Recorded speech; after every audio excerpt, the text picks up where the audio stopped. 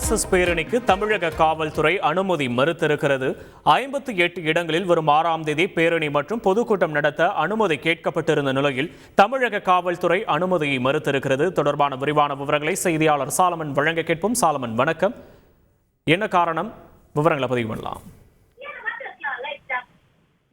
தசமியை முன்னிட்டு RSS அமைப்பினர் பேரணி மற்றும் பொதுக்கூட்டம் நடத்துவது வழக்கம். அந்த வகையில இந்த ஆண்டும் விஜயதசமியை முன்னிட்டு வருகிற அக்டோபர் 6ஆம் தேதி RSS பேரணி மற்றும் பொதுக்கூட்டம் நடத்த திட்டமிட்டுள்ளனர்.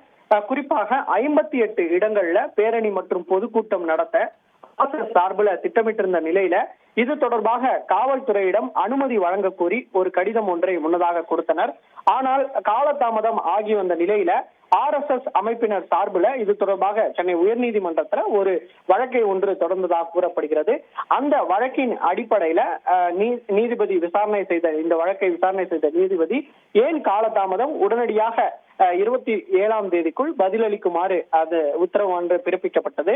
இந்த நிலையில தற்போது தமிழக காவல்துறை இந்த RSS பேரணி மற்றும் பொதுக்கூட்டம் நடத்துவதற்கு காவல்துறை சார்பில் அனுமதி மறுக்கப்பட்டிருப்பதாக ஒரு தகவல் ஒன்று தெரிவிக்கப்பட்டுள்ளது.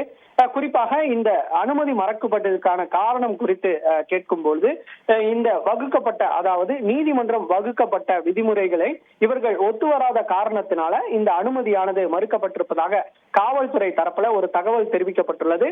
இருப்பினும் இதனை பரிசீலனை செய்து மீண்டும் எடுத்து வருமாறும் காவல்துறை தரப்புல ஒரு கேட்டுக்கொண்டதாகவும் கூறப்படுகிறது. விரிவான விவரங்களுக்கு நன்றி சாலமன். செய்திகளை உடனுக்குடன் தெரிந்து கொள்ள உடனே சப்ஸ்கிரைப் பண்ணுங்க.